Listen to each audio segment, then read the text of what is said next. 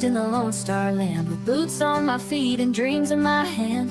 A little sassy but a whole lot of grace. You'll see that fire when you look in my face. I'm a Texas girl with a heart so wide, family and friends always by my side. From the crack of dawn to the stars at night, I keep it real, keep my soul burning bright.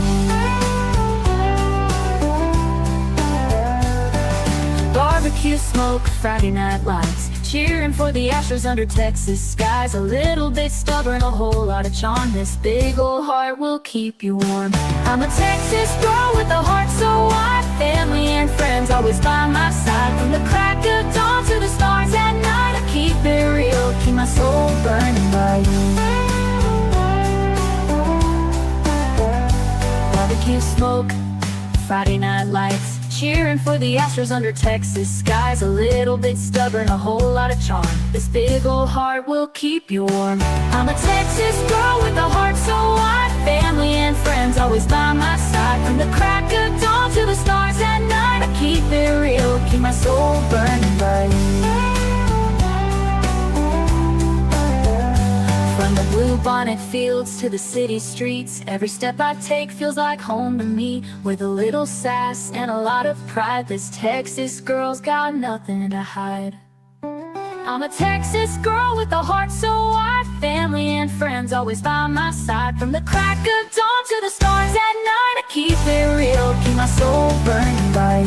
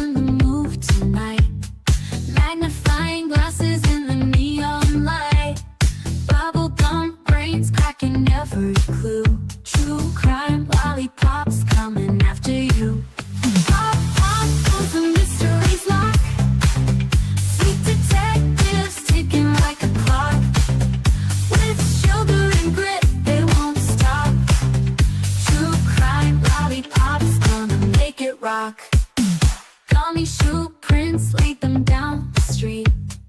Chocolate wrappers hiding secrets sweet. They don't miss a beat, they've got a knack. With licorice ropes pulling answers back. Twist the wrapper to reveal the truth. A sticky web spun by a candy sloop. No sour lies can escape the grip. These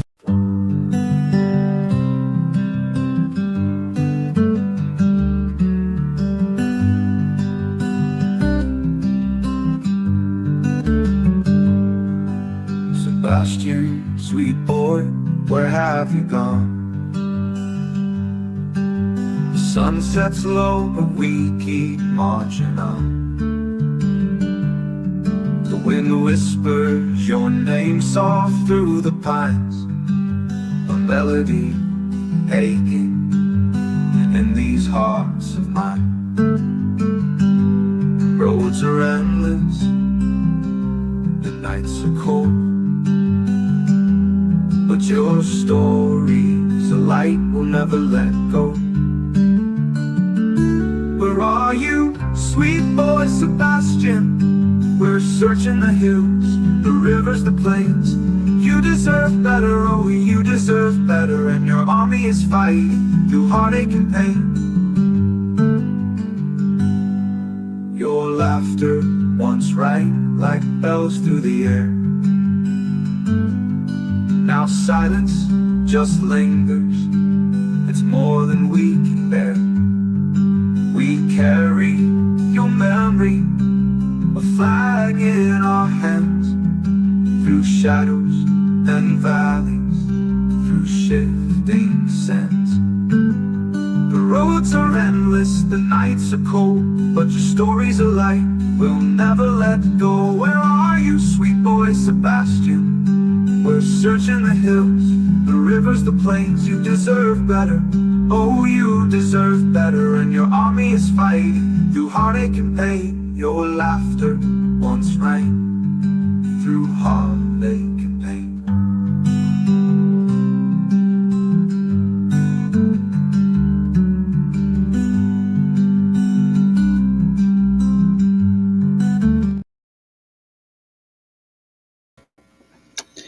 Well, hello, everybody. How are y'all doing today? Happy Friday. Hope everybody's doing well, staying warm, being safe out there. Thank you guys for coming and hanging out with me tonight. I appreciate y'all so much. Hello, DJ. Hey, Jasper. Hello, Blue Eyes and Cecilia. How are y'all doing? Hey, Texas Plain Jane. Good to see you. Michelle. Hello. Let's see who else we got in here with us. Linda, hello to you. So glad to have you. Let's see. Let me try to get through these names real quick. TJ, hello to you. Miss Kathy, hello. Wild Wolf, how are you doing?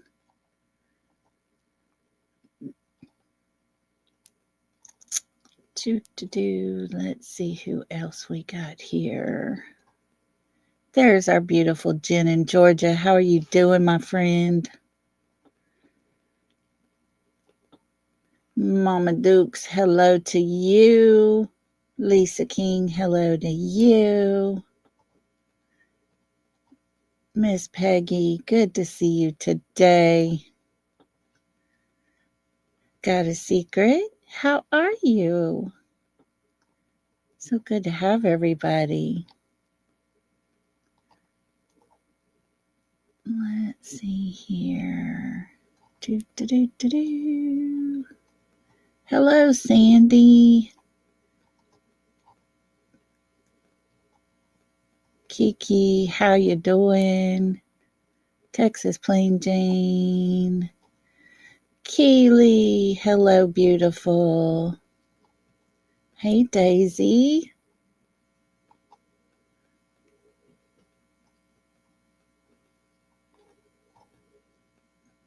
Hey, Mama, how you doing? Hi, Kai.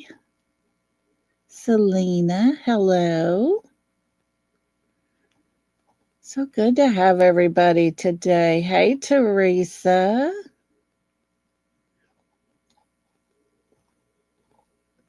Let's see, anybody else sneaking in on us here?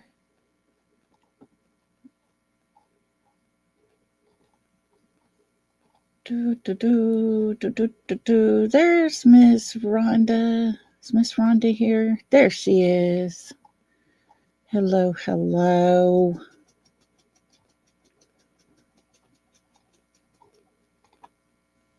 Oh, sorry. Trying to scroll through here. Well, hello, Stephanie. How you doing? Good to have you with us. Let's see. True Crime Chaos. How you doing? Hello, hello. Alrighty, guys. Thank you all for coming in and hanging out with us today. I appreciate y'all so much. Y'all are amazing. And it is so good to see everybody. Hello, Victoria and Valley Gal. How y'all doing? So good to have y'all. Vanilla, hello. Tina girl, always good to have you with us. All righty, I think we got everybody. If I missed you, I apologize. Hey, Jacqueline. Trying to get through here. Hey, Grace Paris, how are you? Kelly East, hello. Let's see. RKB. Time for justice. Bring Sebastian home. Yes, yes, yes. That would be amazing. That is our number one goal over here. So, all right, guys. Well, if I didn't call you out, I'm sorry. I apologize. Don't take it personal. Hey, Pat. I'm trying to catch everybody, and my box back here in the back keeps jumping and slipping around on me. But I do appreciate everybody for being here. Before we get started, just want to say happy birthday to our beautiful Grace Paris. Thank you for being here with us, and we hope you have a wonderful birthday.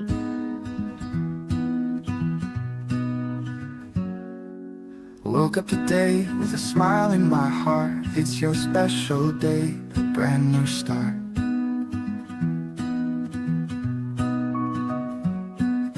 The candles are lit, the cake's in sight. Let's make this moment shine so bright.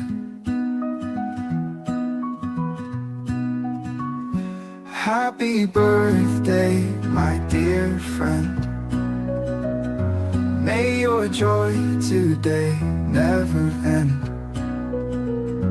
Hope your dreams take flight, soar far. Have a day as sweet as you are. The laughter echoes, the music plays. Memories we'll keep for all our days.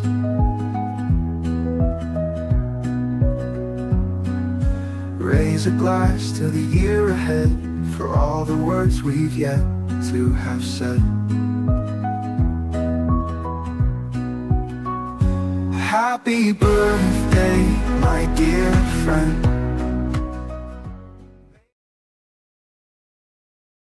Happy birthday, Grace. Hope you've had an amazing day, and thank you for spending a little time with us on your birthday. Hey, Fine Summer's Truth. Good to see you. Oh. And happy Friday. Can't believe we made it through another week, guys. Time just is going so fast. January is halfway over. Goodness. Goodness, goodness. There's our Bobby. How are you, beautiful? But hey, you know, the sad part is all this time is just ticking by and Sebastian still hadn't been found. And it just breaks my heart, man. And there's so much ugliness out there on the streets and, you know, people that say they want Sebastian found, but yet they don't show it. So sad. So very sad. But it is what it is. And we're here still trying to do our best to help Sebastian. Hey, Brenda Sue, come on in. Bear with me today. My head still hurts from that stupid bad headache yesterday, but I feel better than I did yesterday. And I appreciate those of you who checked on me because of my outrage yesterday I had going. But thank you. Y'all are so sweet. Hey, Cool Cougar, how you doing? But yeah, I appreciate you all for checking in on me. That really got me yesterday. It really, really did. Not going to joke. Look at Teresa being a member for 13 months. She said, thank you for everything you do to find the truth. Oh, thank you. Thank you for being part of us for so long. I appreciate that so much. But today we're going to go ahead and get started here because Seth has quite a lot to say about his son. And over the last 2 days, we've listened to Sebastian's mother, who's struggled to find things to say, but yet we pretty much learned he likes to eat and play games and lots of negative things about him. Same thing with Mr. Chris. He didn't have a lot to say, mostly negative, and he likes to eat. It's amazing to me. Amazing. And yet, today, as we listen to his father describe who Sebastian is, it's quite the contrary to what we've heard over the last 2 days. And what a way to end it out. This case analyst that has put these three together did such an amazing job that it's worth going back over. And the difference is quite astonishing between the two parents and his father. It really shows who's trying their best to find him and bring him home. For sure, for sure. And while all the crap just continues to roll out over there on the channels that his mother and stepfather, go and sit on panels with, is quite astonishing. I was saying this on Kiki's channel earlier. I was on a different creator's channel just listening this morning, and he is playing QB's live from yesterday, and she talks about how desperate I am to be with Seth. It just, it kills me. These people take just something so tiny, don't bother checking into it, and just put it out there, and people soak it up and eat it up. And of course, it was done in a very derogative way. Hey, Ivy's mom, how are you doing? A mother doesn't struggle to talk about their child. 100%, 100%. But, they don't do and say those things so much as to make me look bad. It's more the fact that it has to do with Seth.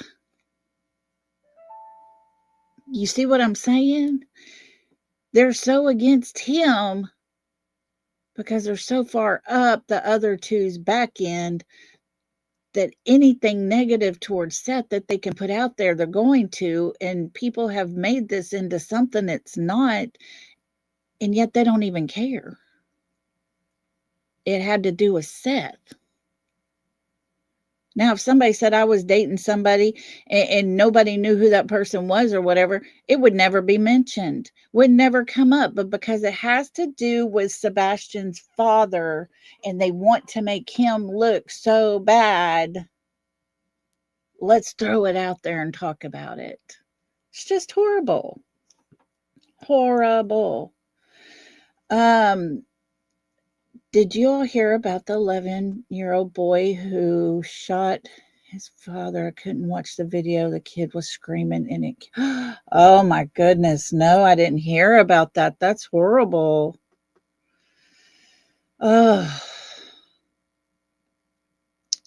Yeah, Teresa. Yeah. I would like to know, why can't law enforcement just go ahead and clear him? Hey, Mystery Skies, how you doing? Been on a long vacation. Hope you enjoyed yourself, though. We all deserve a long vacation. Oh, goodness. There's lots of stuff happening in the world that we live in all around us. And, oh no, he's being charged as an adult. Y'all, I don't agree with that. Oh, look at Mystery Skies coming and being a member for 9 months. Happy Friday, everyone. I do need to come to Tennessee, Grace. I'm going to come back, I tell you. I look forward to that trip so bad that I got to go there. Made it just a little over 24 hours. Broke and tore my arm all to kind of pieces and had to hurry up and get back home to the the orthopedic surgeon. It was crazy. I can stay with you. So sweet. Oh, Jackie T, thank you so much. I could always use a hug. But I don't agree with these kids being charged as adults.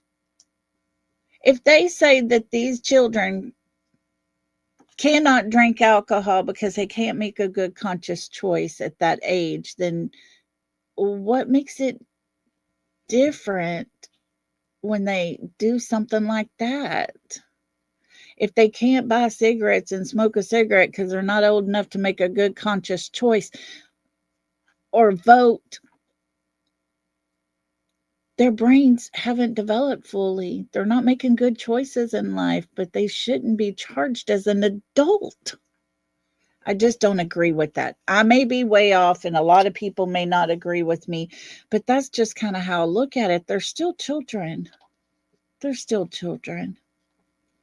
But in the court of the law, you can't vote, but by golly, you can be charged as an adult for a crime you committed and a choice you made. But you can't make the right choice to vote for a president. So I don't know. I just don't agree with it all too much.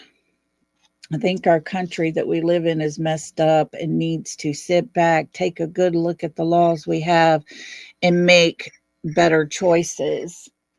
People who do crimes to children should be the ones charged as adults and charged way harder than what they usually are.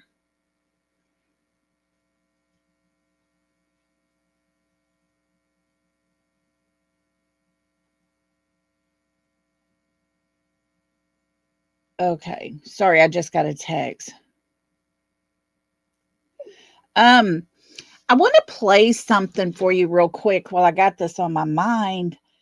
I was given this clip about when Katie and Chris were on another panel and they had this whole conversation. Seemed as if they were Mr. Chris kind of slipped up a little bit when he made a comment after that what live was over with. However, this part was clipped out. And let me see if I can find it here. Yep, here it is. Let's see.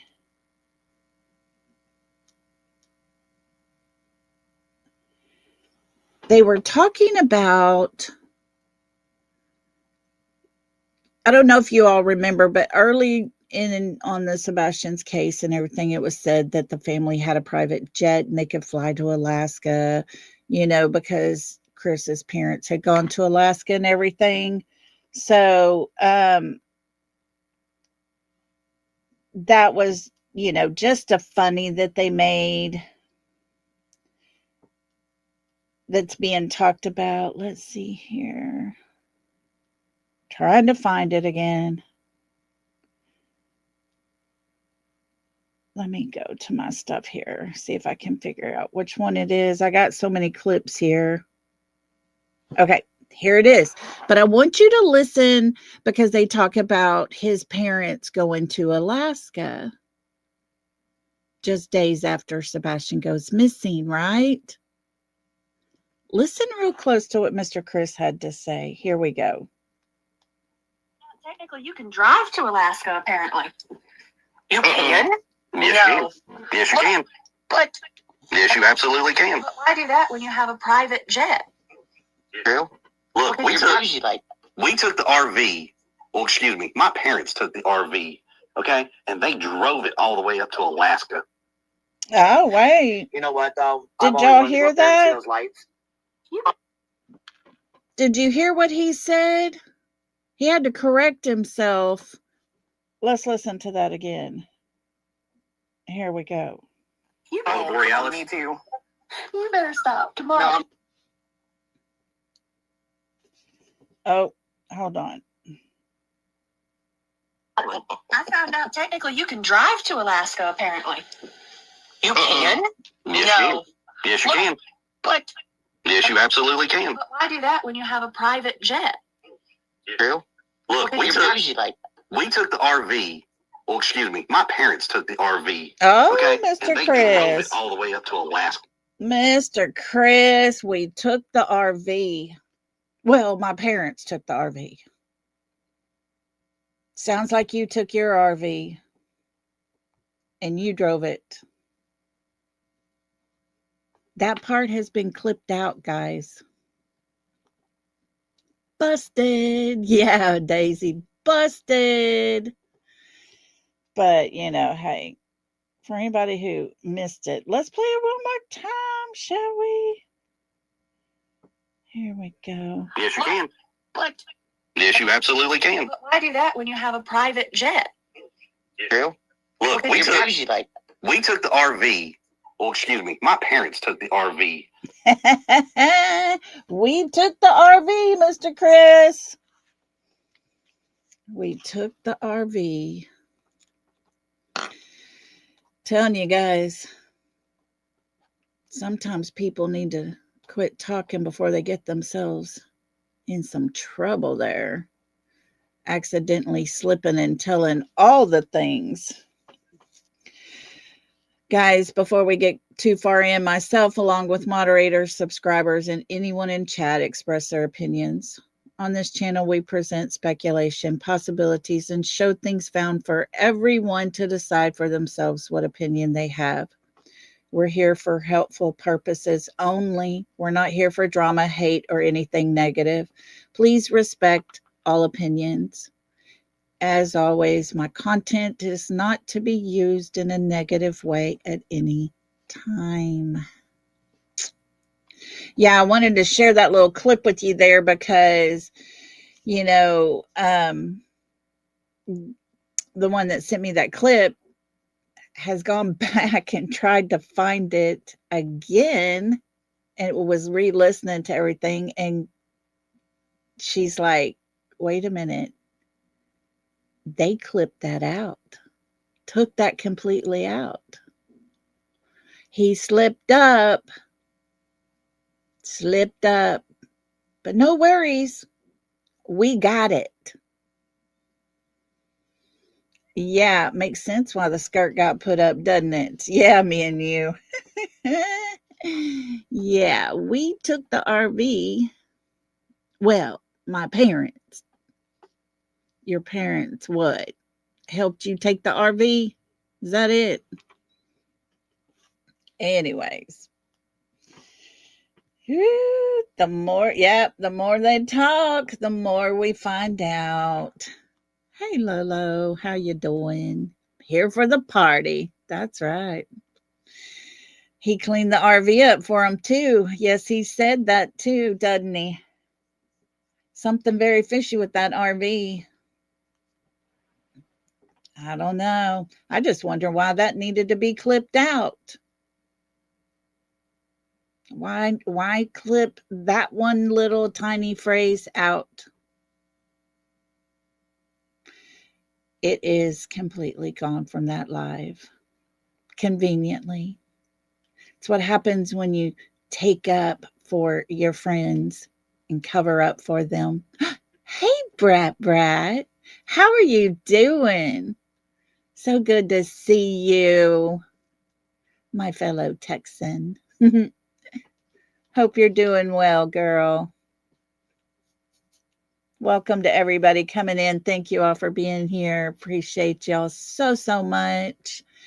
For those who listened to the live yesterday, I do apologize for my outrage, my anger, and all the things that y'all had to hear. I just don't apologize for what I said because I meant every word. But now that we got all the good stuff out of the way there, how is your eyes? Better. I still have a headache. These headaches they're brutal. And I have a headache today still. it's not quite as bad as what it was, and probably have just a little bit of a headache tomorrow. It usually takes me about 3 days to get over it completely, unless I have another one and then it just intensifies some more. It's crazy, but hopefully these shots I'm starting will kick in pretty soon, and these occipital neuralgia headaches that they call them, with the aura and everything, will go away for a very long time. But yeah, it's crazy because, like I said, it's like an aura that everything's pixelated, and it starts out like a tiny little C shape, and over the time that it's happening and that one eye is pixelated, everything's jumping around and moving and twitching and everything, and it completely encompasses my whole eyeball. It's crazy. Mama Duke says, Lolly, as a mother who lost a child at birth, I felt every word you said yesterday. I'm so sorry. Bless your heart. You get them too, Jen. They're horrible. They are horrible. It's crazy because while that's happening, your head doesn't hurt. You just got to endure that. And it kind of makes you nauseous because everything you see is just all blurry and moving and twitching and all the things. But boy, when that thing's over with, that headache will hit you out of the blue. It'll be horrible. But hopefully I'll get over those pretty soon. This shot that I took it, God, I started it about 7 years ago, and I took the shots for 1 complete year and did not have a headache for 6 years. Well, then I guess the shot wore off. I don't know, but they started coming back with a vengeance. So I finally got an insurance approval and got the shots, and hopefully that's going to be the end of them soon. I don't like them, but they are what they are, you know. You had the shots for the back. Is that what you're talking about, Dancing Queen? Or the ones for headaches? I used to get 2 shots in the back of my head for the headaches. They weren't fun, but they did help a little bit. But this shot is a shot in my belly. It's called a Jovi. And I just 1 shot a month. And I tell you what, it's worth every bit of it. It's worth 12 shots to not have headaches for a year. I mean, 6 years, my goodness. But Tuesday, I get to go get the shots in my back. If these shots help, then they are going to take those nerves and completely burn them. And that way, that will help with some of my back pain as well. Tell you what, I was talking to an old friend of mine. God, we dated when we were very, very young. And we were talking about all of our ailments, and we both just cracked up and was like, oh my God, we're getting old. It stinks. Are you sure your neck isn't pinching in your neck? Well, I take a muscle relaxer every night just to try to keep the muscles in my neck relaxed.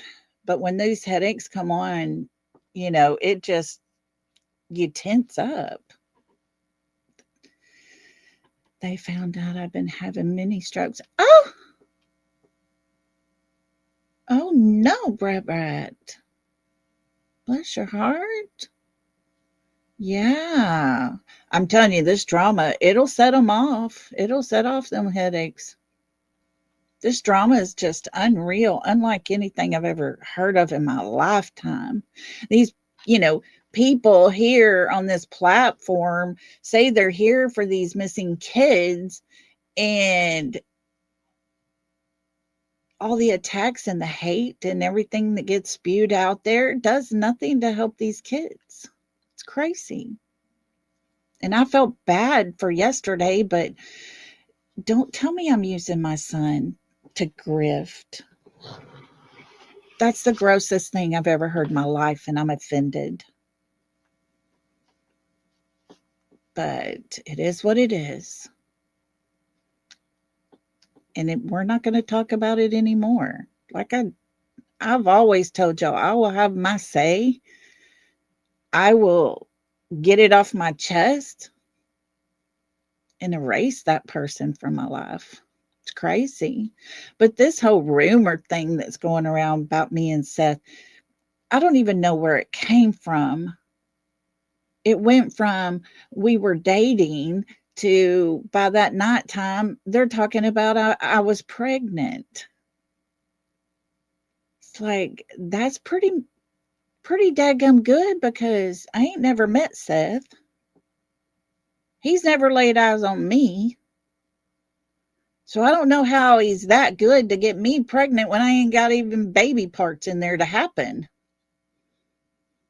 You know what I'm saying? I mean, it's the stupidest thing ever, but they won't let it go. It's just dumb.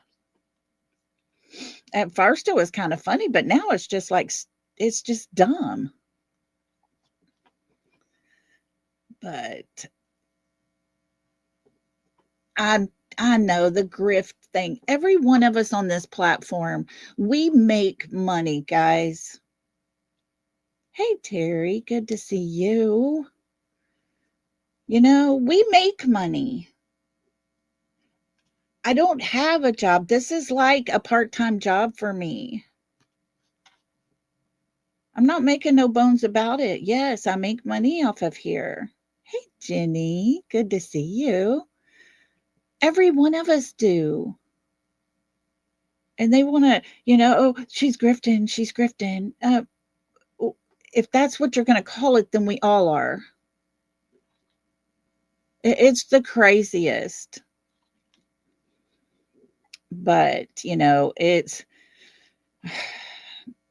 I know, right, Kylie? Oh my gosh, it's just crazy. And QB brought it up again today, and I'm like, oh my God, these people, stop.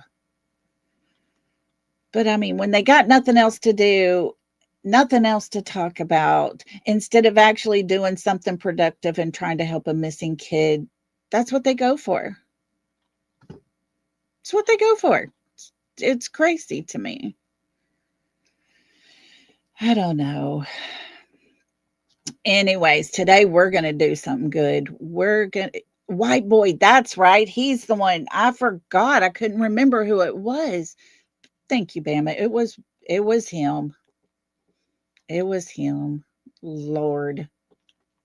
And you want to know something funny? He got picked up one time. His wife was all like, what am I going to do? Because she didn't have a job at the time. He was the one working. He got picked up, blah, blah, blah, blah, blah. They set up, her Cash App stuff.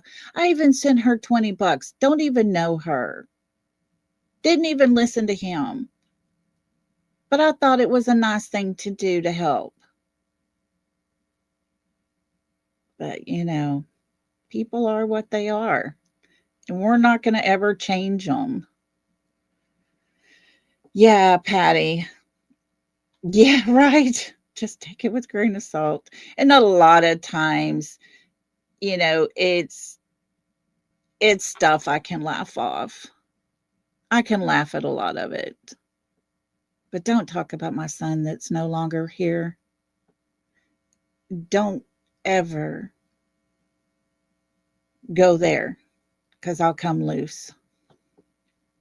But the rest of it, I can laugh it off. Because I know the truth, So, yeah. Oh, yeah, Jenny. I was grifting off of my dead son. Yep. Yeah, don't go there. That unleashed a side of me. I just don't like it. I'm telling y'all, I don't play well with stupid people. I will go ghetto on them. So my sons always said, Mom, don't be going ghetto on people. I'm like, I'm going to go something on them if they don't back up. So, yeah. Anyways, well, today we're going to do something good. We're going to learn about who Sebastian is as a person through the eyes of his father, through the heart of his father. We've tried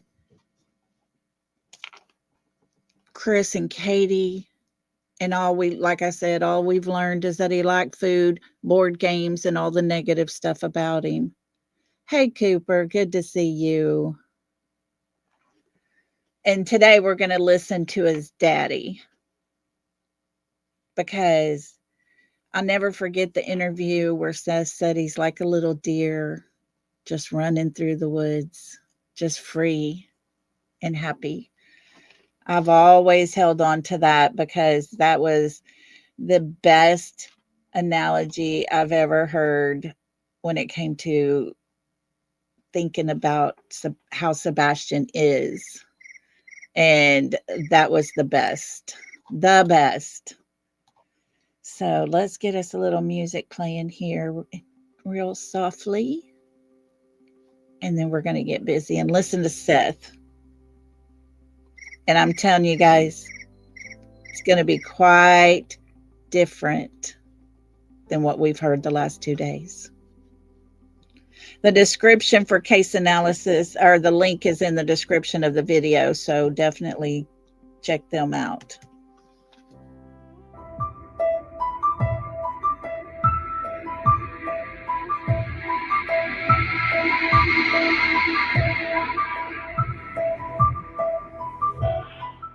I remember the first word he spoke. Yeah, not a word that should be issued. Of course. Second word was dad. Third word was bottle. But you know, he was a quick crawler. He crawled everywhere. He was delayed in the walking. A lot of the pictures I have when he was an infant. Most infants sleep for 16 to 18 hours a day. Not Sebastian. Sebastian was awake for 16 to 18 plus hours a day. Like when he fell asleep, it's because he ran out of energy. Like the batteries died as he was crawling across the floor. Thank you, Bobby. That was the first thing that led me to think that maybe something was special about my son. So that started the trips into the hospital. For the first 6 to 8 months of his life, we were in and out of the hospitals all the time. He was sick. Couldn't do much to keep him not from being sick. But after about 8 months, he stopped being sick. His immune system finally took over, and hardy little boy. The flu, pneumonia, and if he got sick, I ended up getting sick. And we were noticing that he was having difficulty speaking, delay in speech, gross motor skills, fine motor skills. There was a lot of stuff that things had to be changed. We kind of knew he was special. He wasn't going to be a normal child. So things had to change. His sleep improved once his health improved, but boy don't sleep 8 hours a day. He could be awake for 14, 16 hours a day. He was definitely walking beforehand. Once he started walking, it wasn't really walking. He ran. He's got a big heart. He's loving. He's inquisitive. He can be stubborn at times. He loves to play video games. He loves animals. He thoroughly loves animals. He likes plants. He likes to, grow things. He likes to take care of things. He loves his video games. Boy, the kid loves his video games. He does like treats. He loves to go fishing with me. But if he's in the city limits, he's, video games. He'd probably be, maybe an arcade or something. that he wanted to step into a mound of what he thought was dirt, and it was fire ants. And since then, it's always been, doesn't like to get his feet in the dirt. He likes to have his socks and shoes on. He played games at my house. Mom, he never expressed anything about his mom and dad's stepfather's place. He liked the dogs. Normally, I would call him every day or every other day at about 3:30, because he would be home from school by then and either be working on his homework, or if he didn't have any homework, he was doing chores that his mom had him doing. And I would call him to ask him how school was. Normally, we would talk for maybe 2 or 3 minutes, and it was routine. Call him up. How was school? I love my son, and I love my son a lot. And I have thoroughly aggravated him at different points in times because I'm his dad. And he has never once walked out my front door, no matter how mad I've made him. He rode the bus. He's in their Why We Try program. It's for the special needs children, where they are doing the same tasks that the mainstream does, but they get a little bit extra time. If they have like 30 questions, then in the Why We Try program, they get like 20, and they get extra time to answer them. So they're still learning the same stuff. He's very intelligent. He's very smart. He just lacks social skills and reading of people's body language. He likes things to be in a routine. He likes to control his environment. I don't know, because I've never seen him have to deal with this. Most of the time, if he's with me, he gets his information from me about interacting with people. If I sit there and I'm meeting new people, I talk to him. It's like, son, you can introduce yourself if you would like. If he does, he does. If he doesn't want to, I don't make him. As you can tell already, we're just a few minutes in, and we've learned so much more about Sebastian than anything that we learned with the other two. Here's a father who actually loves and cares about his child and knows who his child is as a person. When you're asked to describe Sebastian to us, this is what everybody expects to hear. Not the, well, he likes to eat and he likes shiny things and all the negative. No, it's not what we want. This is what we want. This is what people need to hear, to know who Sebastian is. His feet were growing. The last time I had him for the last weekend I had him, his mom had told me that his shoes weren't fitting anymore. And she asked me to get him shoes. And we wanted a pair of boots, so we went to Boot Barn and got him a pair of boots. No. I mean, the only time he goes outside at night at my house is to put the trash in the trash can, which is right outside my front door. That's it. He does have a cell phone. When he has access to like YouTube and stuff like that, he is glued to his phone because he likes to watch videos about Minecraft and he likes to watch videos of people playing Minecraft. I know that his phone was locked down. He had no internet access. He only had the ability to take pictures on his phone, text on his phone, FaceTime, and telephone calls. Everything else was locked down on his phone. It doesn't add up. For him to break routine and to leave the house with no shoes, no socks on, no coat, something just doesn't make sense. At what time have you heard Katie and Chris make the comment for him to leave home with no shoes on, no jacket, no cell phone? It just doesn't make sense to us. Never. Because they've never said those words. They never insinuated that that would be something that doesn't sit right, that it's just not him. No. Mr. Chris turns him into Houdini and a ninja.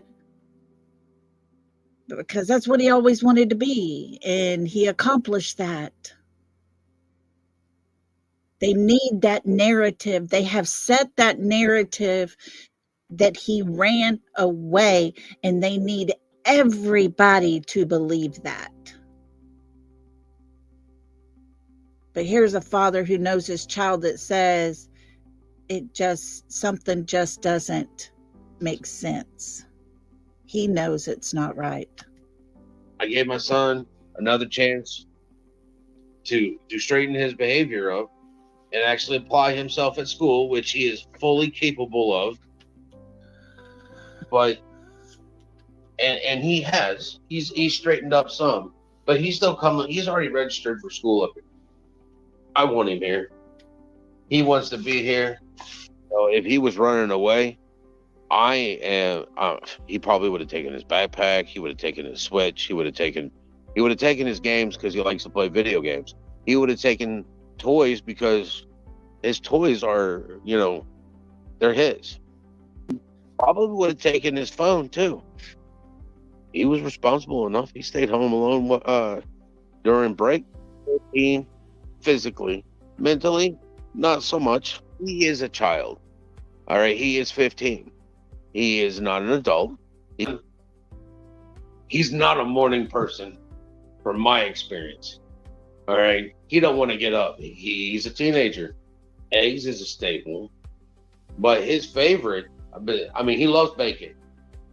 The boy loves bacon. The boy loves eggs. His favorite thing in the world, last time I knew, was a toasted peanut butter and jelly sandwich. None of those things Katie and Chris ever mentioned out of all the food they talked about. They didn't talk about just how a normal teenage kid he really is. Because that would go against their narrative they're pushing, in my opinion. But bacon, he likes sausage, gravy, and biscuits. I cook. That boy, it's like trying to put weight on him is like me trying to lose weight. Sausage, gravy, and biscuits. Yum, yum, yum. A boy after my own heart there. He came over here for a week and he grew 2 inches, I think. His feet keep growing. Had to buy him new shoes. That's how we knew what shoes were, what he has, is because his feet had grown and his shoes were no longer fitting him. I've literally tried to get him to take this phone that I'm using talking to you right now. And I was like, I told him, I was like, son, I'll wipe it. I'll do a reset. We'll take your Gmail account that you have and we'll hook it up here. And we'll let you have your own Call of Duty mobile account. I don't want it, Dad. I just want to play on yours. Oh. Okay. So I wonder if he was just worried that he might get caught playing on his phone.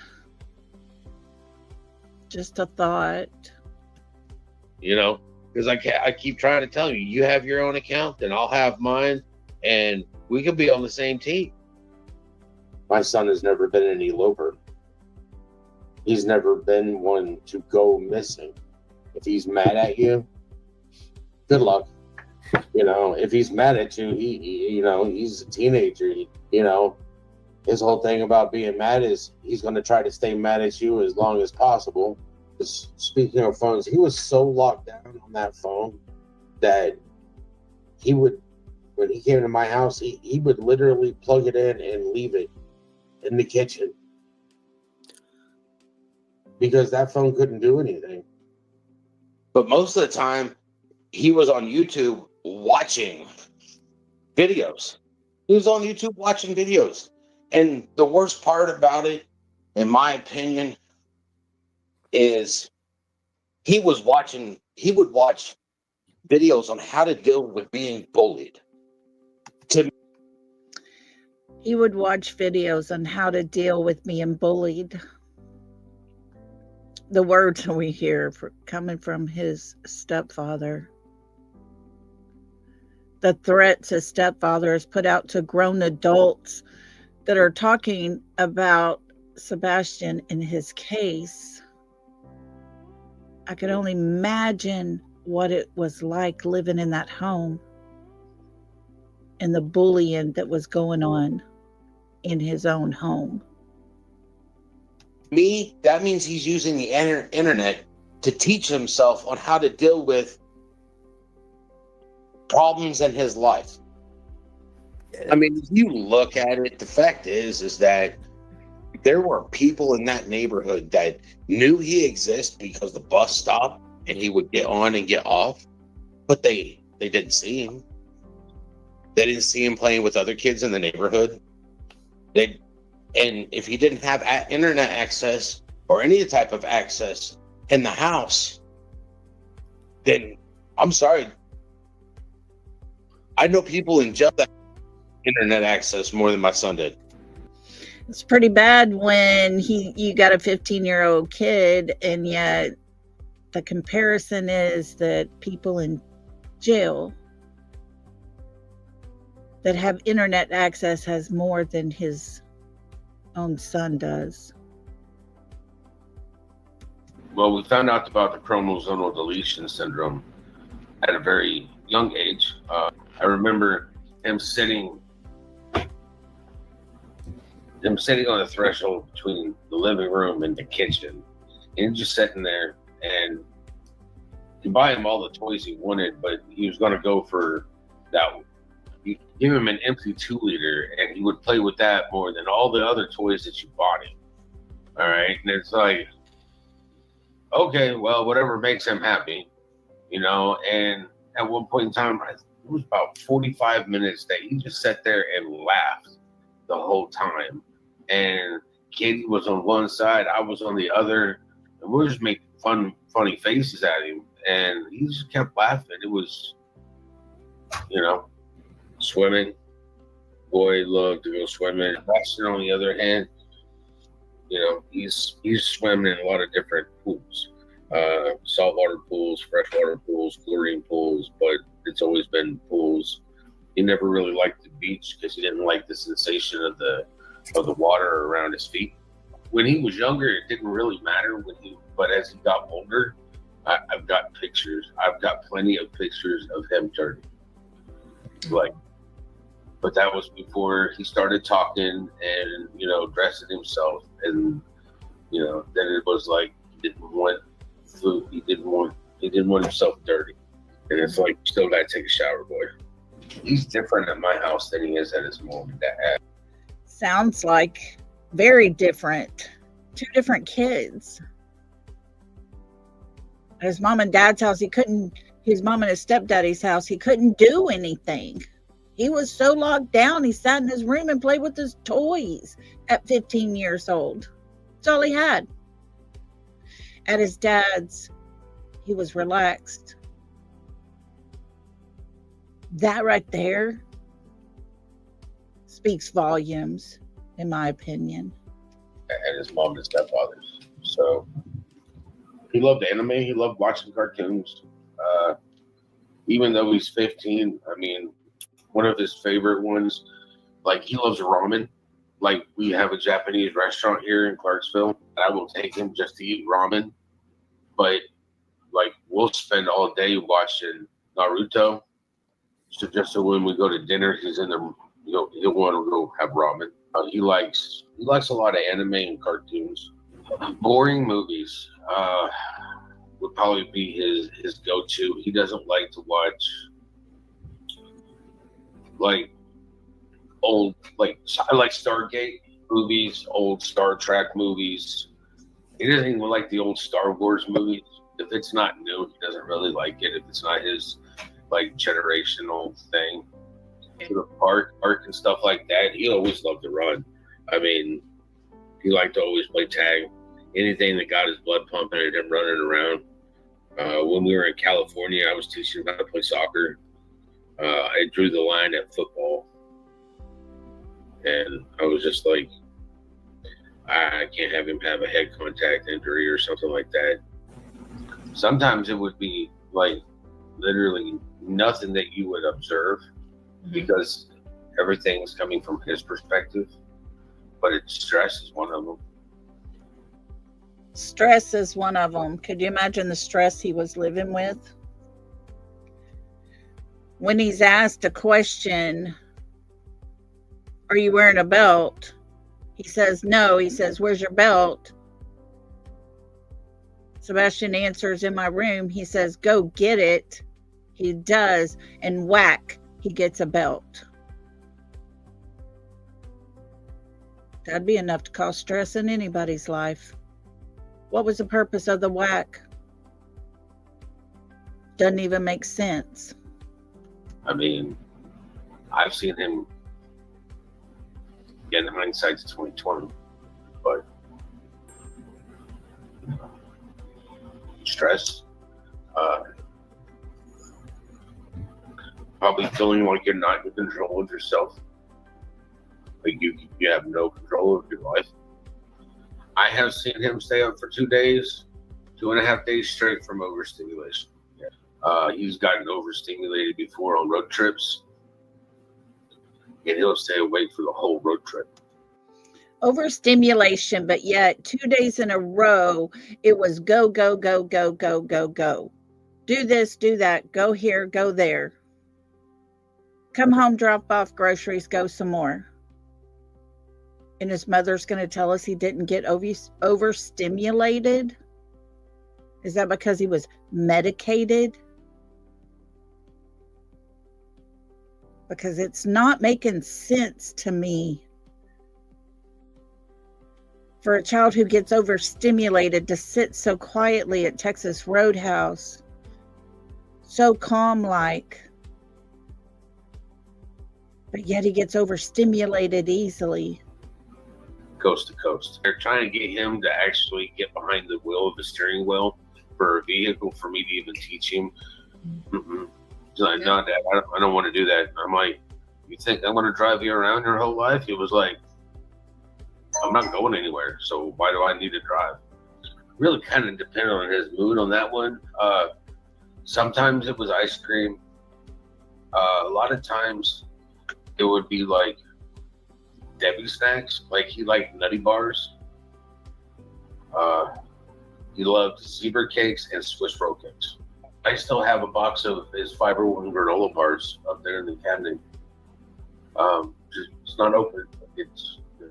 He finished off one of his last ones when he was here. It really kind of depends on his mood, because here, I'd say his least favorite activity is going to bed, but his favorite activity is sleeping. And that's a typical kid for you right there. I mean, it takes them forever to go to sleep, and then they don't want to wake up. I told them when they came in, I said, listen, his room is probably a mess. Just bear with it.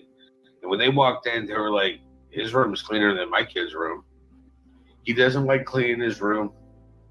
When he's awake, he loves playing with his Legos. He'd be underneath the bed playing on this little Nintendo Switch thing.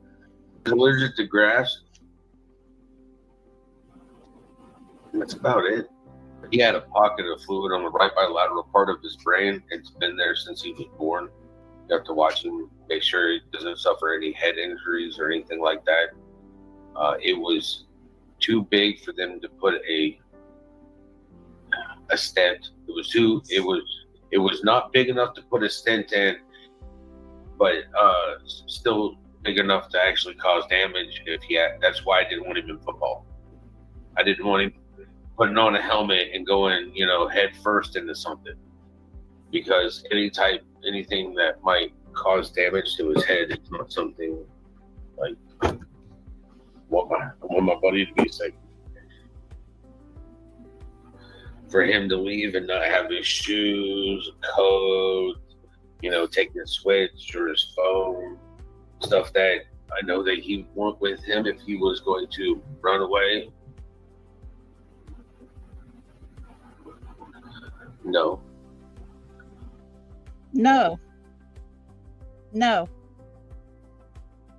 One simple word, 2 letters.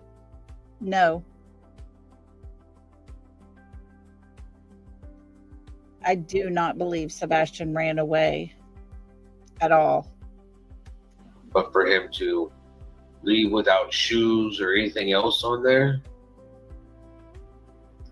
the situation would have to be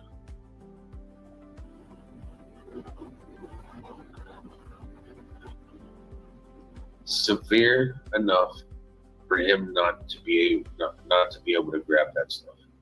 It would have to be severe enough for him not to be able to grab that stuff. Well, we know this. According to law enforcement, to the FBI, there is no forensic evidence he ever left that house. There's no digital evidence he ever left that house. So it goes back to one thing. Who took him wherever he went to?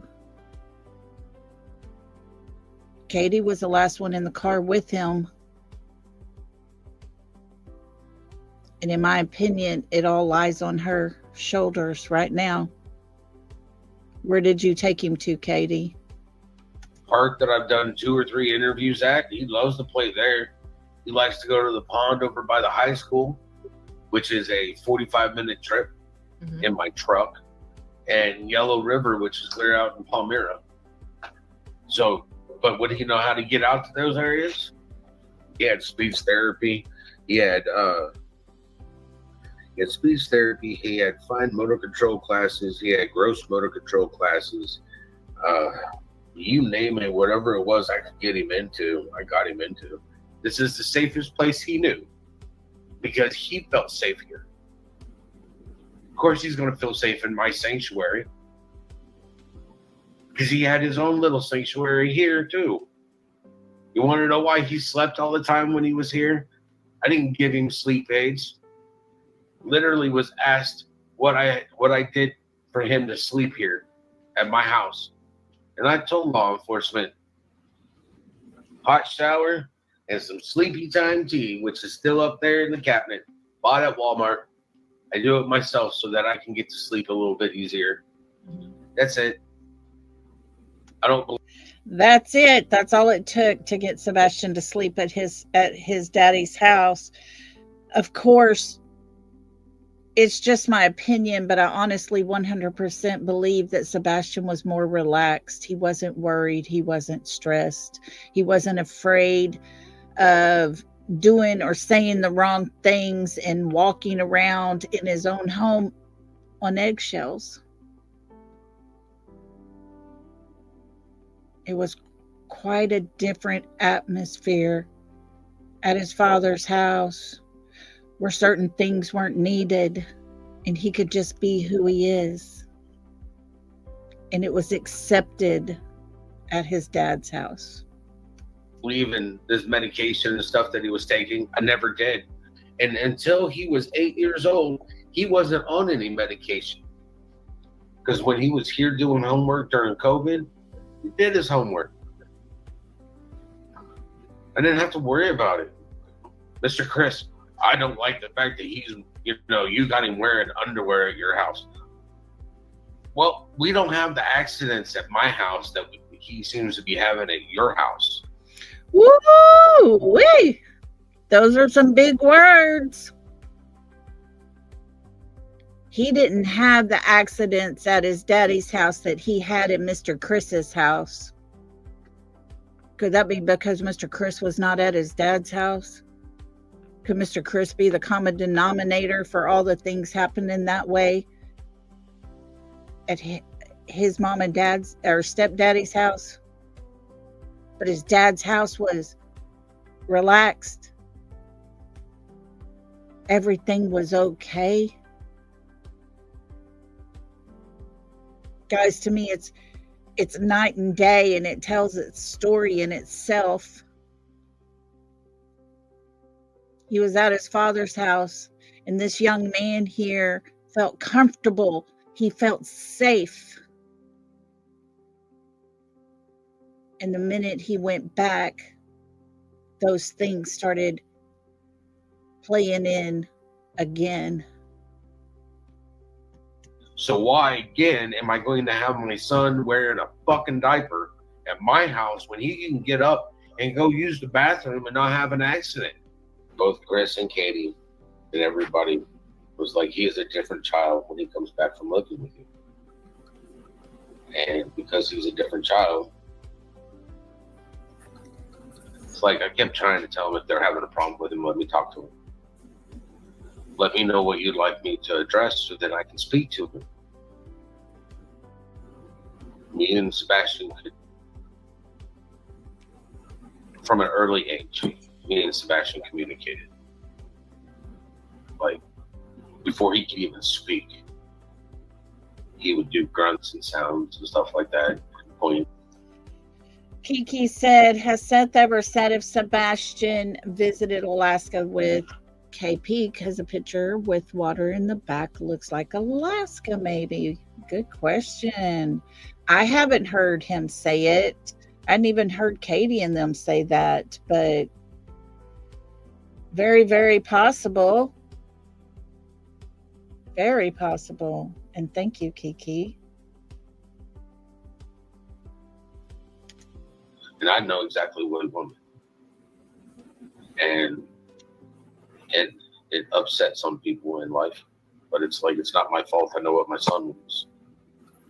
You know, our wavelengths were more in tune. I connected to my son. Said that's always been one of the things that helps transition him is music. Even when he was in a bad mood, there's not a cheese that me and him haven't tried that we haven't liked. His favorite cheese, his go-to for favorite cheese was always Baby Swiss. You know, it's like that big, comes with the little holes and everything else in it. Yeah, that's always been his go-to, is Swiss. And that's what he's always gotten here. And there's nothing like a fried, it's Virginia brand baked ham is his favorite lunch meat to go with his Swiss. And grilled ham and cheese sandwiches were one of his favorite. And boy loves mushrooms, raw, cooked, sauteed. It doesn't matter. He loves his mushrooms. And then when it comes down to biscotti, you know, he likes his fresh grated Parmesan. He chose to not wear it. He tried it. It was like pulling teeth from an alligator. And he was given the choice. If you notice this picture of him in the red shirt, he's got his chest plate on. And I believe that's what Seth is talking about, him wearing or not wearing. And he chose not to wear it. He had a cartilage buildup right here on his chest. That was, it was just, it's part of his CQ20 deletion. Mm-hmm. It leads to a lot of facial disfigurement and body disfigurement. And that's just one of the things. And when he chose not to wear it, then it's a choice you live with. Mm-hmm. No matter what we did, I tried to tell him, I was like, it's to help you in the long run. But if you choose not to wear it, it can't make you do something you don't want to do. He was a better child. He had more understanding here, which allowed him to relax. It allowed him to develop better. Mm-hmm. It allowed him to be more open for growth, for growing up. Man, his favorite thing was Virginia baked ham and bacon. His best breakfast that he liked was sausage, gravy, and biscuits and eggs. I mean, he liked tofu too. Mm-hmm. But that's only when we went out to, to the hibachi restaurants. But boy loves California roll. He liked fish. He liked the turkey. He loves salmon. He likes steak, medium rare. That's the only thing that me and my son disagreed on. He was a Swiftie. He was part of the best team last year at school. And he likes to play Legos. And that's the biggest puzzle piece. He's come over here for like a week on like spring break or whatnot. And he's like, Dad, I'm not tired. He still actually has his blonde hair, but now it's starting to get brown and darker brown. And by the next couple of years, his hair will probably be as dark as mine. He's a kid in motion, and I hope he's still in motion now. He likes machinery. His stepdad was he's a crane operator, and Sebastian likes heavy equipment. So when they were living in Hendersonville, they were digging out flowers and stuff, and Chris put him into one of them, and he did a wonderful job. Chris was teaching him how to operate heavy equipment. And they sent me a video of it because I know what picture you're speaking of. And Chris literally turned around and was like, he did a great job. Katie was like, and he didn't damage anything, so it was even better, But Sebastian's always liked to learn new things that interest him. If it Imagine he's the kind of kid who likes to learn new things, that challenges his mind to have to figure out the best way to do these things. Like chess. You don't sit down and play chess like you do checkers and hop over one another. You have to sit down and you have to think, and you have to use your mind and try to figure out strategically the best move to make. And that's a challenge. And I would bet Sebastian liked to use his mind and figure that out, because it probably came easy for him. doesn't interest him pulling teeth from a gator. If it interests him, then he's right down the gator's mouth. He's never been one to skirt at learning something new. And Sebastian is definitely one of those that will trudge the way. Besides playing video games, I do know that he likes to cook. I know that he does enjoy, he really likes his Legos. He loves building things. He's got several containers of Legos. He likes to do that sort of stuff. He loves to build. He likes to cook. He likes playing video games. He did like doing the heavy equipment. We would go fishing, and touching the fish is kind of icky at times for him. It goes back to the fact that he doesn't like to have his fingers dirty. He doesn't like his hands dirty. I wanted him to get his therapy so that way he could start correcting his own behavior through therapy and everything else, so he could see where he needed to change. A couple years ago, I'd have told you math. This year, he pretty much was done with math. Numbers were his favorite subject for the last, I want to say, 2 or 3 years in California. At my house, his feet were normally clean. As for socks, he normally had a sock on. He would complain that his feet are cold all the time. And it's like, well, you have house shoes you can wear. So he complained about his feet being cold all the time, but yet we're supposed to believe at the end of February, he's walking out of his house barefooted and still wandering around on his own, somewhere lost, barefooted. No, not happening for me. You have socks that you can put on. No matter how many times I told him, listen, your feet are cold and you're cold, wear a pair of socks so keep the body heat in. Instead, he'd rather just have a blanket. But most of the time I would see him, he'd have one sock on, one sock off. And it's like, Sebastian, where's your other sock? Oh, I don't know. Sounds like we got a task in here. Let's find the other sock. There goes the next 45, 50 minutes looking for a missing sock. No, because even here with cold feet, he wouldn't put socks on.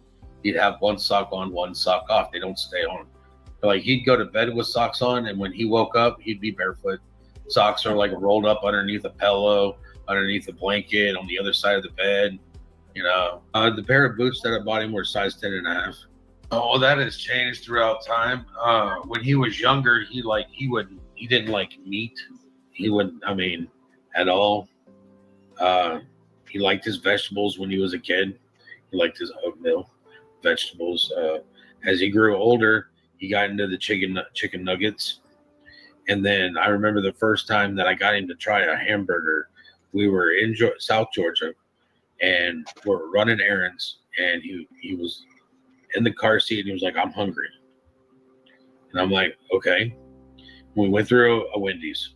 We're going to get him, something to drink, something to eat until we got home. And I ordered me a single hamburger, and he literally took my hamburger and ate the whole thing. I was just like, the boy has eaten beef, his first burger. And after that, he started eating spaghetti and things like that. His favorite food now, he's got a lot of favorite foods. He does like his sushi, not sushi, but he likes sushi. He likes that soybean stuff. I don't deal with that. Tofu. When we go out to have hibachi and stuff, they'll put tofu in the soup, and he'll eat it there, and it's all fine. When we're at the house, he likes his eggs. One of his favorite places to go eat is either IHOP or Waffle House because they serve breakfast. Even when Seth talks about how much Sebastian likes to eat, he shows the huge variety. All Katie and Chris talked about were the tofu. That's it. And some stinky cheese. And he likes his pancakes. He likes his eggs and his bacon. He likes all cheeses, but when it comes down to his spaghetti, he just loves Parmesan cheese. He doesn't do like shredded sharp cheddar on his spaghetti. He's got to have the Parmesan. I don't believe a stranger would easily entice him. Most of the time, when he was around me, if he didn't like your attitude when you approached me, that he was confrontational, as in, that's my daddy. I will mess you up. All 4 feet of him at that point in time. But he's always been very protective of both me and his mom. My son loves to run. He's not. Boy, y'all, look at those 3 pictures right there. Ain't no way Seth could ever deny that boy. He looks so much like him. An eloper, but he loves to run. If he were out there and running, he outruns his mama when they were doing laps, and he was in 6th grade outrunning her, and she was active duty military. He loves to run, so when they turn around and say a 5-mile radius, average person can walk a mile in 40 minutes or so, and that's just off to the corner store. If Sebastian was running 5 miles, ain't much. That I've got compliments from teachers about his vocabulary usage and his wide range of vocabulary to begin with. Boy, we never heard anything positive out of the other 2 when it came to his schooling. All we heard was negative, degrading things when it came to school. It's 6q27 chromosomal deletion syndrome, which is still a lot of birth defects. I potty trained him 6 times. It was just like he would go to bed, and the doctor stated that he thought that maybe he was having the seizures in his sleep. Yeah. But he grew out of it. I mean, the doctor was like, they don't do anything. It's just like a little reset.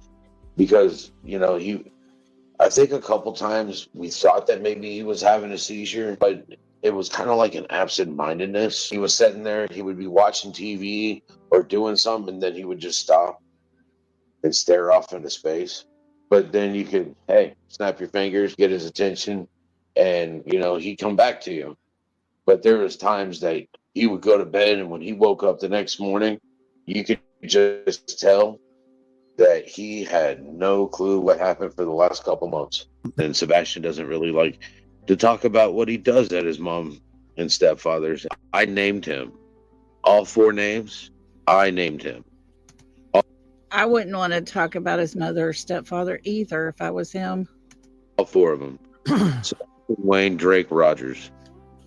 The Wayne is my dad's name, and Drake is because he's always been my little dragon.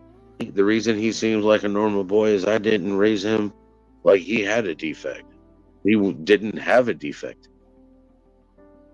People see it, some people see it as a defect. Me, it's just, he's special. He wants to play on the Switch, watch Yu-Gi-Oh! Or Naruto. Whatever he have, or NCIS. He really likes NCIS. He worked on some puzzles. I mean, he liked Legos. So I would buy the single thing Legos, like Batman and his spaceship, or the Joker, and we would sit there and put those together. Boy's been swimming since he was a year old. My son, on the other hand, I don't think he was attracted to water. I think he was more like he liked to swim. We go fishing, and he didn't want to touch the water because it looked nasty and dirty. There you go, folks. That pretty much solves that question. Did he jump into a pond? Doesn't sound like he would if he didn't like the water because it looked nasty and dirty, and he was barefooted. Pretty sure he didn't go jumping off into a pond. Because he doesn't like to get dirty. It's because he didn't like the sand. It felt weird.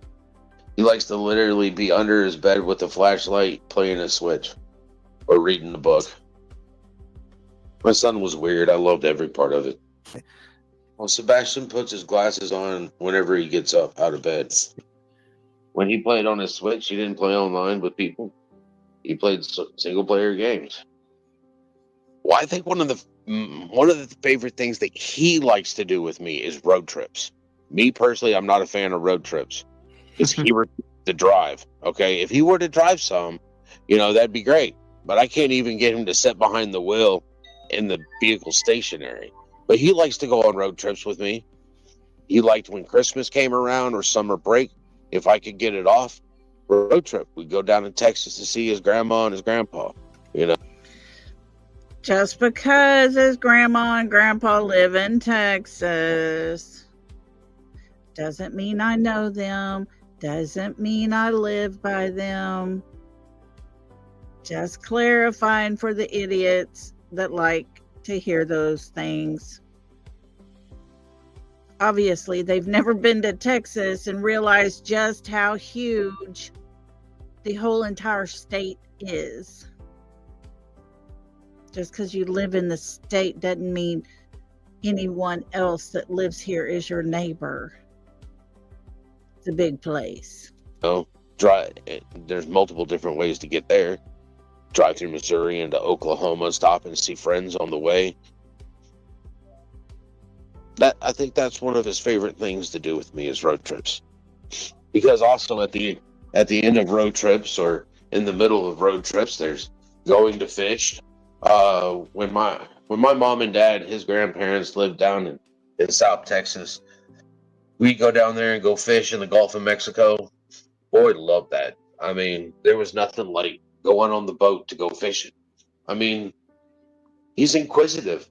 He's always been inquisitive. He likes to ask the questions because he wants to know the answers. He wants to know more and more. And it's like, I'm a wealth of information, son.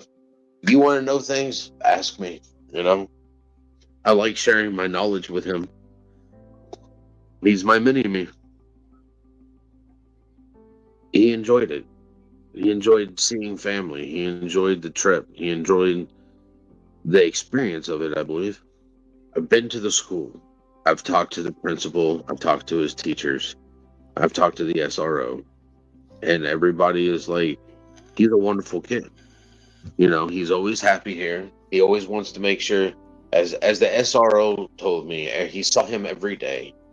And the SRO was like, it was the same thing every day with him. He would stop the SRO and be like, how many tickets are you going to give the teacher today?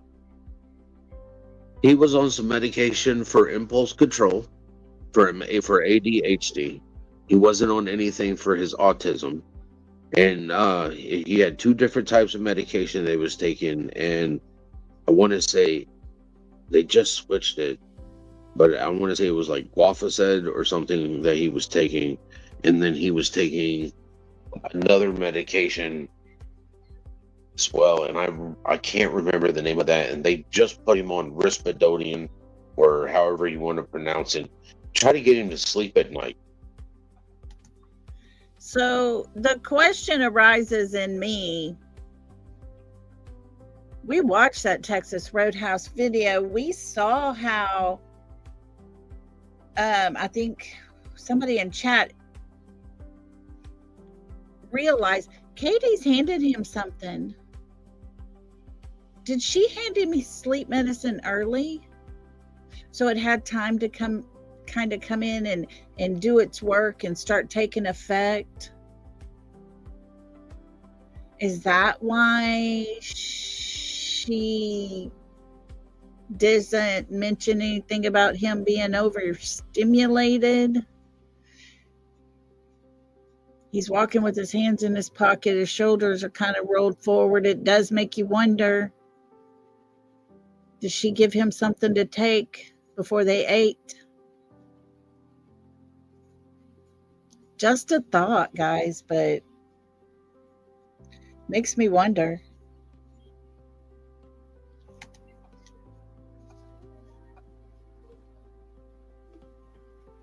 I didn't have a problem with him sleeping here. So I never really understood that. I mean, I'm not a doctor, but he just turned around and they removed his tonsils because he had obstructive sleep apnea. So they were trying to, get him to quote unquote sleep. But I remember as an infant, my son, and a newborn infant sleeps like 18 hours a day. My son slept maybe 4 hours. He's always been one that does not sleep. He's not perfect. Nobody is. But that doesn't mean he's a horrible person. It doesn't. It sure does not mean he's a horrible person. Not like how his mother and his stepfather made him out to be. No. I mean, he was a horrible child. Had him set with a routine. I could get him to take a shower, eat, take a shower, lay down in bed, and he'd fall asleep in about an hour at the most. And we're talking about at like 5, 6 years old. It was all about a routine. Just no. I don't think he would leave with one because he's apprehensive. I mean, taught him to be aware of your surroundings is what I was teaching him. But I've also taught him that not everybody is your friend. I mean, he loves.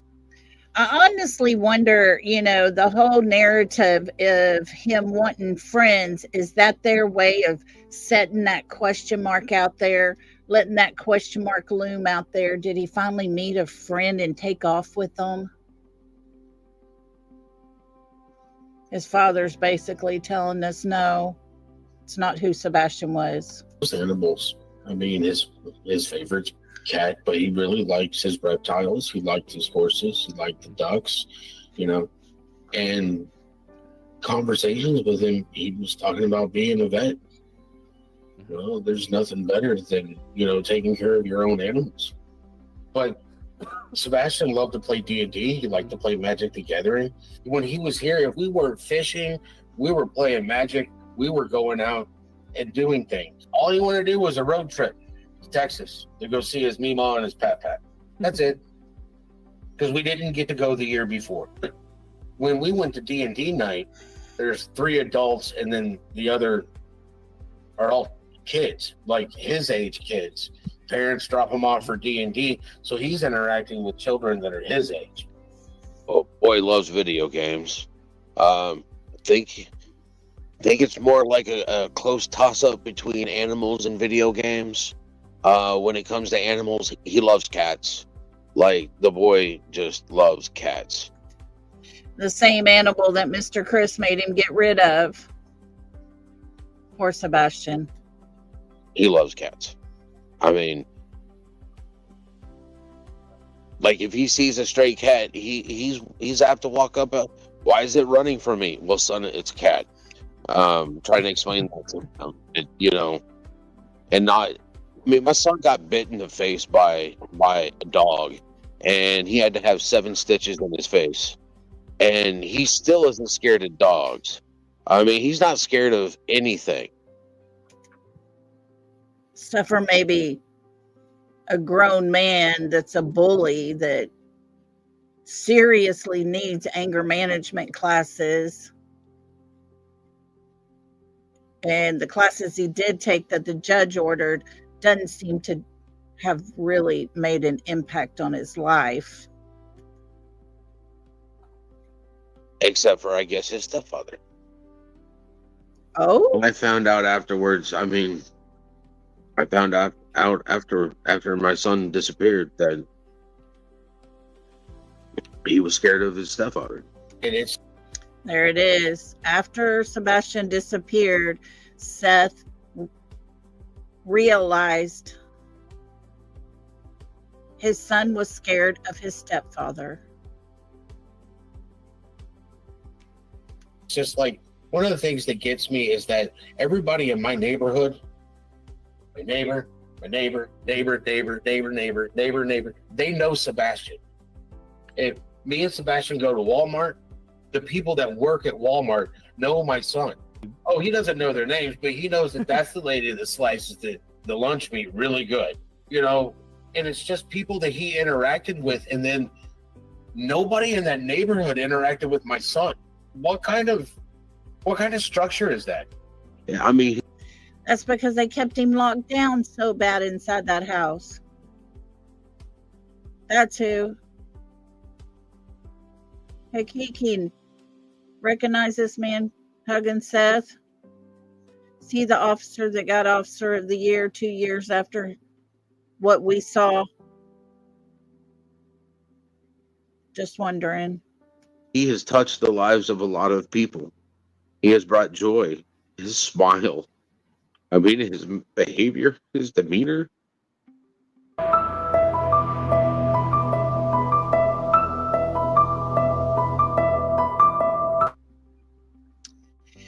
There we go, guys. I don't know if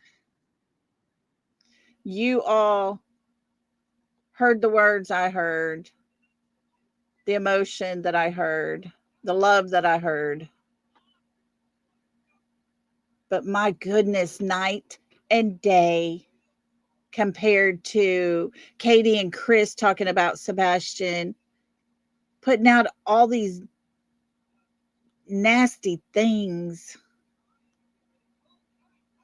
that would embarrass him so badly if he knew that was out in the internet.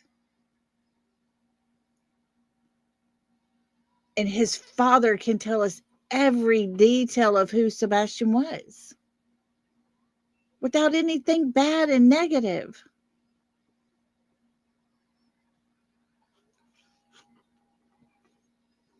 Retha, was it you that asked? Somebody said, who is that?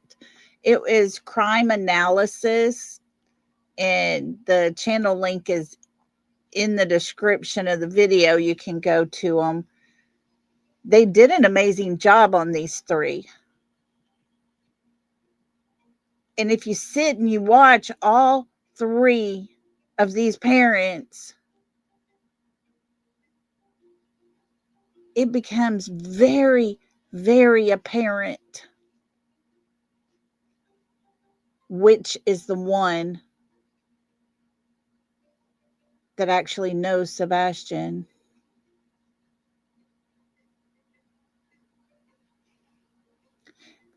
In my opinion, that would be his father. The other two didn't care to know him as a person. They sure struggled and continued with the trying to think of something else to say about who Sebastian is as a person. No, Texas Plain Jane. His court-ordered anger management classes did not help. And from what I understand, it was repeated ordered.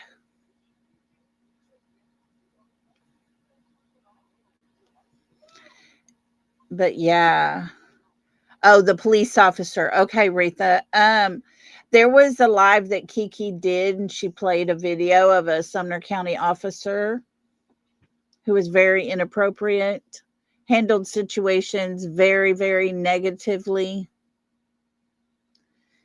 and 2 years later got officer of the year, but yet handled things so poorly. It was horrible. And I believe it was that man that was hugging Seth at that vigil that day.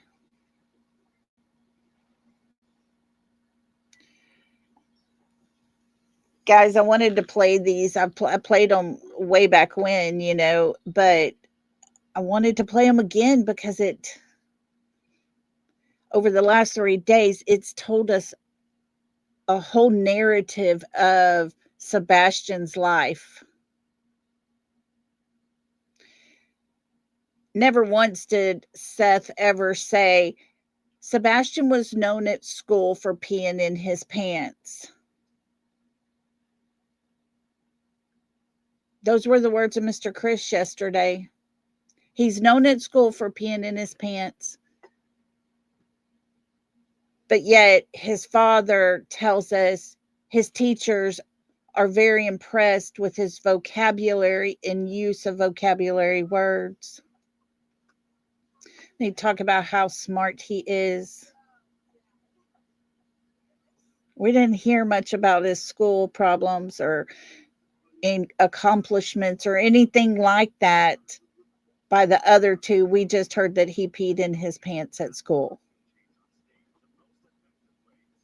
You see, people who, in my opinion, are guilty for some reason when it comes to that person, they have to justify in their minds the reason why they can't say anything positive. If it's all sounding negative, then it would explain it and make hold on. Oh, excuse me. I had to sneeze. I could feel it coming on. But they have to make their minds set in a way that all that negative justifies what actually took place. I said, I honestly wonder if Katie has completely shut down on her emotions, and I do believe that she has. I have to look at Katie in a way that, thank you, Nani. But I have to look at Katie in a way like she was the last person that Sebastian was seen alive with. Therefore, she is the number one suspect. End of story. It wasn't Mr. Chris driving that car. It was not Seth driving that car the last time he was seen.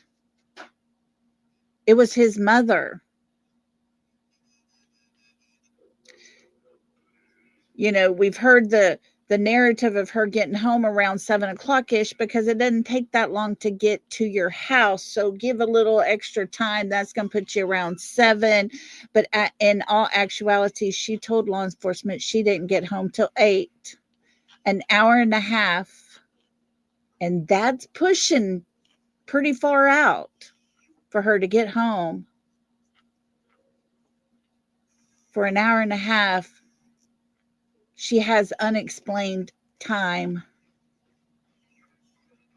Drives home and goes into her garage, shuts the garage door before any door ever opened in her car. No digital or forensic evidence showing Sebastian ever left that home. And in all actuality, there is nothing to show he did even make it home.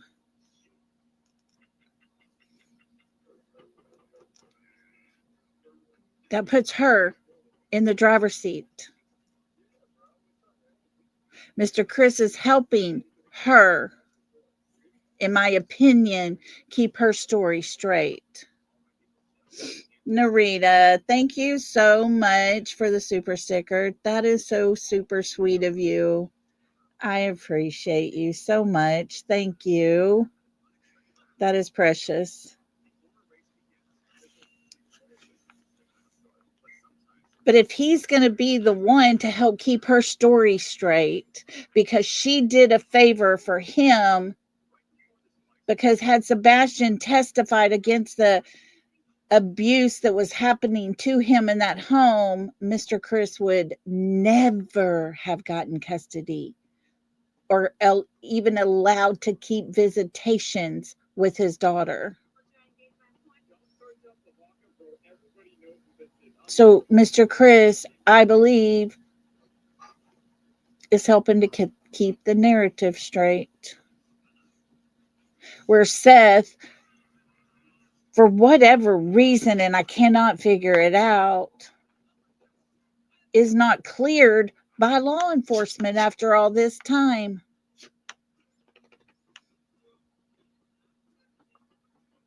But he hasn't shut down. Not at all. The other two, I honestly believe, do not want to remember what Sebastian looked like the last time they saw him. They want to forget about that. They want to just move away, keep traveling, do all you got to do, drink as much as you want to drink. I'm here to tell them right now, they're never going to outrun Sebastian. And if we can do anything on our channel here to help that doesn't happen, that they don't just completely wipe Sebastian out of their minds, that we remind them all the time, hey, these are your words. These are your words. There's that channel over there from the other side made a post saying, you've got to be kidding me. This needs to stop. Talking about me. Shared my video. But she wasn't talking about Mr. Chris needed to stop. It was me that needed to stop. I shouldn't have put out all of those videos of his very own mouth saying all the nasty, hateful threats towards other people. But it's not his fault. Daniel, thank you so much for gifting a membership. If you were gifted that membership, please tell Daniel, thank you. DJ, thank you so much for that. That was so sweet. Yeah, they cannot outrun God. Our Father, he will have his final judgment.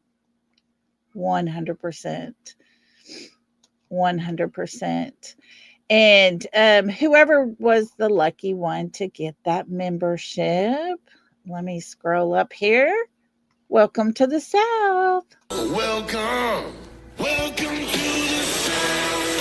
We break that good stuff down. We got enough to go around. So can I get a name and get down? Welcome to the South. Welcome to our new member, and thank you so much for gifting that membership, Daniel. I appreciate that so much.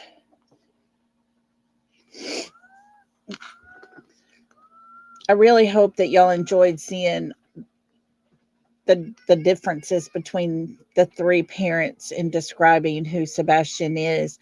It always aggravated me when somebody would be doing an interview for, Sebastian, but talking to his mother or his stepfather and say, describe Sebastian to us.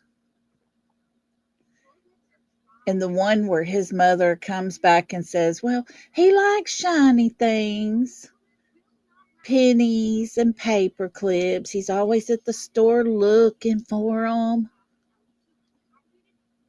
How's that going to help that young man be found? It's crazy.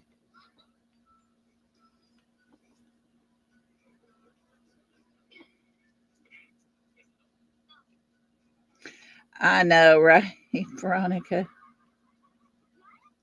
It just, so much of this case blows my mind. And just knowing that days are just ticking by. Bye, DJ. Have a good evening. The days are ticking by. Each day that goes by, the chances for Sebastian lessen. They get shorter as time goes by. I don't know what happened to Sebastian that early morning hours in the dark of night. I don't know why Sebastian wasn't in his bed that morning. I don't get it. I wish I did, because then maybe I'd have a better understanding to where he could be right now. You know, his stepfather seems to remind everybody he'll never be found. You'll never find him. Day one, he told his father, what if this thing goes south? And his father replies, then I'm going to move south. He goes, no, what if he's no longer alive, basically? What are you going to do? It's crazy to know that a stepfather is saying that to a father of a child on the very first day he went missing. I just don't understand all that. Makes no sense to me.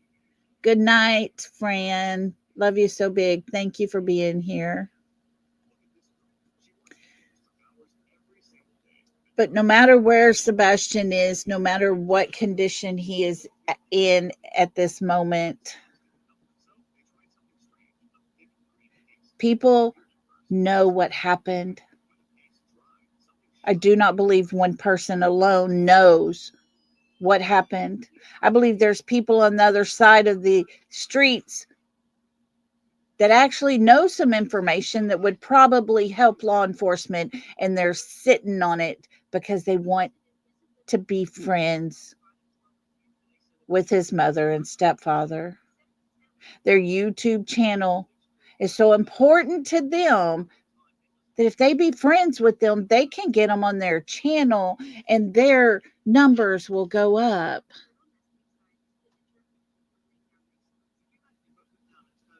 But they forget that if they have been sitting on information for quite a while now, those people can be charged as an accessory for holding on to information they knew about. It's sad. It's sick. His father's sitting here begging and calling out and wanting help and wanting to know where his son is. And there are everyday people like you and me sitting here on YouTube that could possibly have information to Sebastian's whereabouts. Let that sink in, guys, because these people are so daggum selfish. They make up excuses to attack people. They make up lies on others to put it out there. Because once it's out there, as we all know, you can go back. You can clip it all you want to. But guys, come on now. It probably has already been clipped. You can drive to Alaska, apparently. You can? Yes, No. you. Yes, you can. But Yes, you absolutely can. why do that when you have a private jet? Gail, look, we took the RV. Well, excuse me, my parents took the RV. Oh, but we took the RV. They can't take those words back. It's already been clipped. She can cut that out of her live all she wants to, but you can't take back those words you said. We took the RV.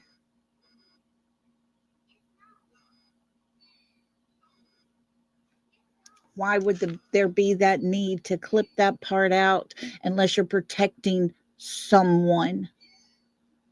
And I can't stress it enough. That someone is a suspect in a missing child's case that you're protecting.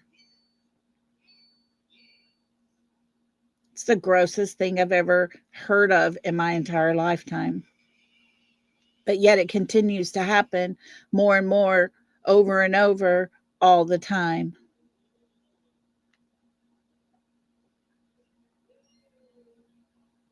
Sebastian's missing, and we get a version from his mother and his stepfather who speak out in the very beginning of a very young child. He even said to us yesterday, we heard his words, he may be 15, but his mind is very, very young.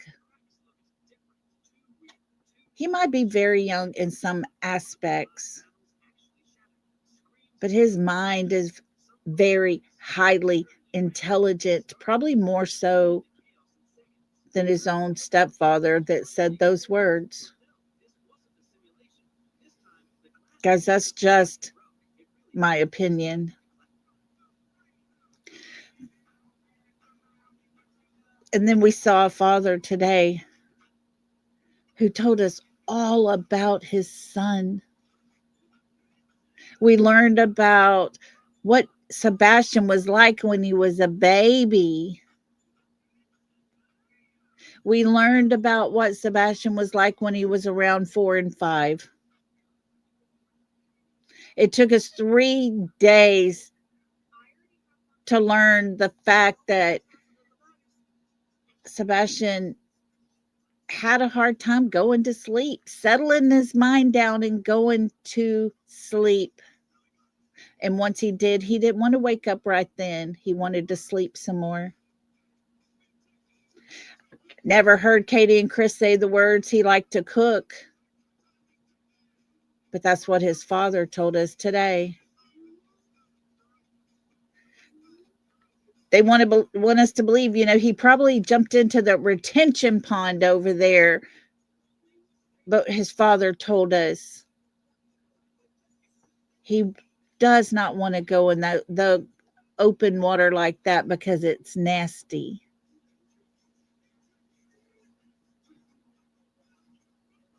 His feet are always cold. But his mother and father tell us he ran away from home barefooted in the middle of the night in February.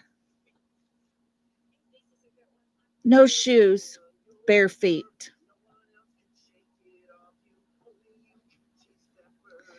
The contrast is to the point to where it is so night and day that you have to question the parents for their own statements. And Katie and Chris don't look so good. They really don't.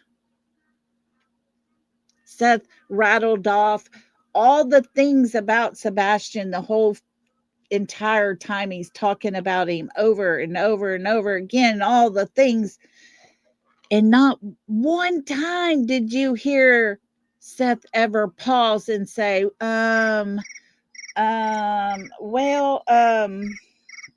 yeah, he, but that's the words that we heard from his mother. That's the words we heard from his stepfather, were those words.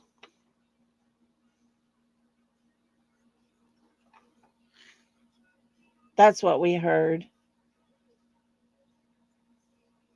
Because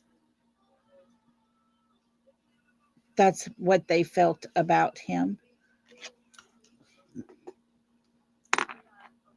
We can sit here and attack them all we want to and put out whatever kind of stories we want to, talk bad about them and all the things. But folks, you can't deny it.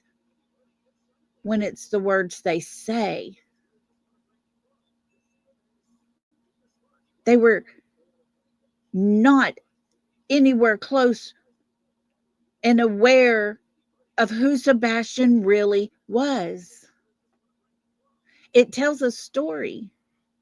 These 3 interviews tells you a story that Sebastian was the most comfortable with his own father. He could go there and not wear those diapers. He wasn't worried about his father making a statement. He's known at school for peeing in his pants. He knew that his father could describe him for just who he really is as a person. And yet his mother says, well, he likes shiny things.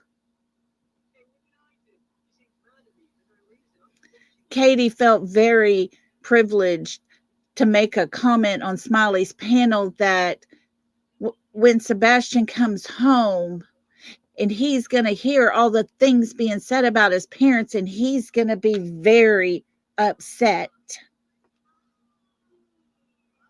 KK, I wouldn't worry about that part. I would be worried about yours and Mr. Chris's words that he will hear. That's the part you should be worried about.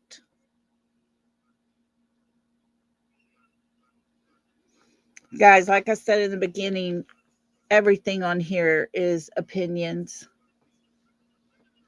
Can't dispute the words that they've actually said with their own mouth. That's their words. But it's my opinion on how I react to it. And it is highly my opinion that these 3 stories show exactly the truth. I appreciate everybody being here with me tonight. I really, really do. I thank you guys for all your thoughts and your opinions and stuff.